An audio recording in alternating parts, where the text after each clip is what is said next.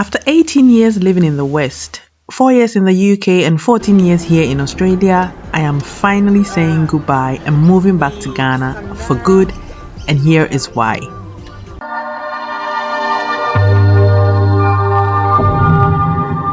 Hi, I am Koriwa, and I have decided I want to stop being miserable for the rest of my life. Instead, I want to start living my life, not just existing, which is what I've been doing for the past 18 years living in the West. I've been existing. A lot of Ghanaians and people of African descent living in the West dream of a move back to Ghana or anywhere in Africa. Yet, many fail to make the move and then it becomes too late. But I don't want to grow old and still living in Australia saying I should have, would have, could have moved to Ghana, but I didn't. And so I've made the decision to move now while I still can. And if you've been following my channel for a while, you know that this is my second attempt of moving to Ghana. So in this video, I'll be detailing 3 reasons why my family and I have decided once again to move to Ghana, and this time for good. If you are new here, consider subscribing to the channel and please like this video. It will help it rank in YouTube. And if you're interested, do well to follow my journey to Ghana. And now, let's go. So the first reason why I'm choosing to leave Australia is because I never really felt as though I belonged here. Australia is a very nice place to live, raise your children, and try to build a life. And there are many lovely Australians that I've met and dealt with over the years living here. So it's not all gloom and doom. On a whole, Australia has been very good to my family. I lived in the UK for a while. I have a bit of relationship with Germany. So I can comfortably say that comparatively, Australia comes up on top, at least for me. However, in the 14 years that I've lived in Australia, I haven't been able to really call it home. Not once. I've always felt out of place and not truly welcome here. So I never really settled in. And to be honest, I never really wanted to. Now let me tell you why. A few weeks after I first arrived in Australia, I was walking to the shops one day with my son, who was a toddler at the time.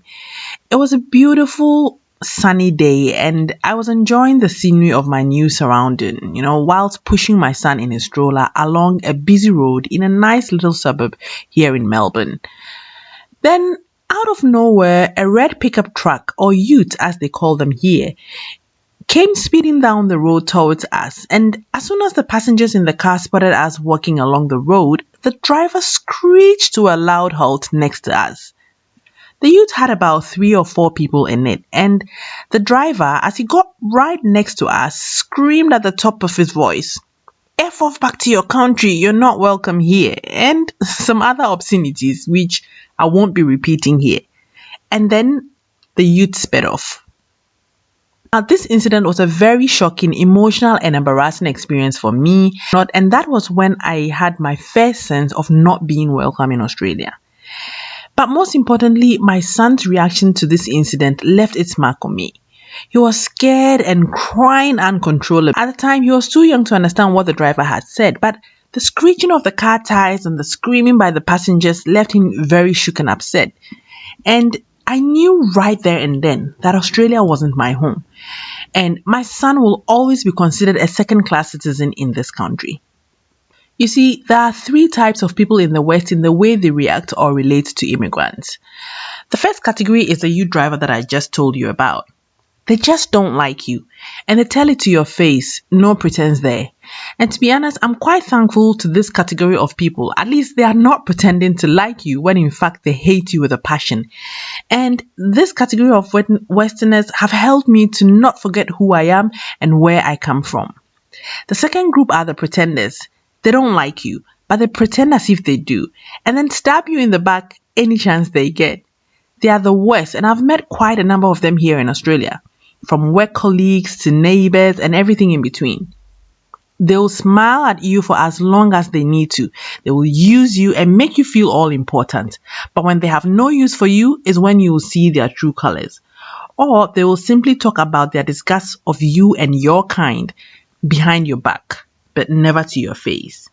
These pretenders are the worst because you don't see them coming. And the third group are those I call the pity mongers. This third category always think Coming from Africa means you are from a war-torn or poverty-stricken country. You are not smart or you don't have a brain inside your head, and they always feel you need to be saved or pitied. Sometimes they are coming from a good place, and sometimes they are simply coming from a place of ignorance. But either way, it can be very annoying most times because you constantly have to prove your worth, which can be draining, degrading, and sometimes downright insulting. All in all, I've never felt like I belonged here in Australia. And having to suppress my emotions and smile along as if everything is okay simply to fit in has been very draining and stressful and not good for my mental state. So I refuse to play along any longer. So, the first reason why I'm moving to Ghana is to feel a sense of belonging. I want to live among people who would accept me the way I am. I want to live among people who can choose to dislike me for any of my annoying character flaws, but who will never dislike me simply because I am black. By moving to Ghana, my kids and I can finally live as first class citizens rather than continue to live here as second class ones. The second reason why I'm choosing to move to Ghana is to live out my life's purpose and to realize my full potential. I've always wanted to be an entrepreneur and have known since my youth that I would start my own innovative business, whatever that may be. But when I moved overseas, that vision or passion was put on hold, and instead I became a nurse out of necessity, not because of passion. You see, my husband and I moved to Australia on a skilled migrant scheme visa. We were permanent residents before we even landed in Australia and became citizens 2 years after arriving, all based on the fact that my husband was a certified and qualified accountant in England. But when we arrived, it was interview after interview, but no one wanted a black accountant in their firm. And because no one was willing to hire a black accountant, we both ended up working as factory workers for months to survive. Imagine moving from England, where he was working as an accountant, to Australia that actually gave us entry due to his qualification, and yet no one wanted to hire him. Not because there was a shortage of accounting vacancies, no, but rather because no one wanted to give a black man a chance. So we searched around and realized that the one job that Australians were willing to give to black people was nursing. My husband then convinced me to go to nursing school so that I could get out of the factory setting and get a decent employment in the nursing profession. Reluctantly, I did just that. I went to nursing school, became a nurse, and worked in the nursing profession for 8 long years. And every day I went to work was torture because I hated my job. I respect the nursing profession, but it just isn't for me. If I had stayed in Ghana and not moved overseas, there is no way I would have become a nurse. I will no doubt have followed my first passion, which is entrepreneurship. My husband did eventually find employment in an accounting firm owned by a lovely Sri Lankan who was willing to give him a chance based on merit and not his skin color. And that is how he got his first break and foot in the door into the accounting industry. And everything worked out well. He went on to start his own firm with a colleague 10 years ago, which has flourished into a very thriving firm, thank God. But for me, I was stuck in a profession that felt like prison for quite some time. Fortunately for me, with the success of my husband's accounting firm, I left the nursing profession 4 years ago and haven't had to work a day since. But being a housewife, whilst it has its perks and has saved me from being a nurse, is still not fulfilling my life's purpose, in my opinion. And I must say that unfulfilled potential plus lost years due to circumstances beyond your control really hurts. And the resentment can become venomous. It can become poisonous over time. And I believe that is what happened to me. So I've made a decision to move to Ghana to follow my passion and to delve into the entrepreneurial space full force and to live out my life's purpose to the fullest. Because I believe that I can't be a reliable and consistent source of support for my family and for others if I can't take care of my own needs first. If you can't help yourself, you can't help anyone else effectively, period. So I have chosen to put me first by fulfilling my innermost desires of moving to Ghana and finding myself so that I can be a better wife, mother, sister, daughter, and friend to my family and to others. And lastly, I'm moving to Ghana because I want to live the rest of my life in abundance.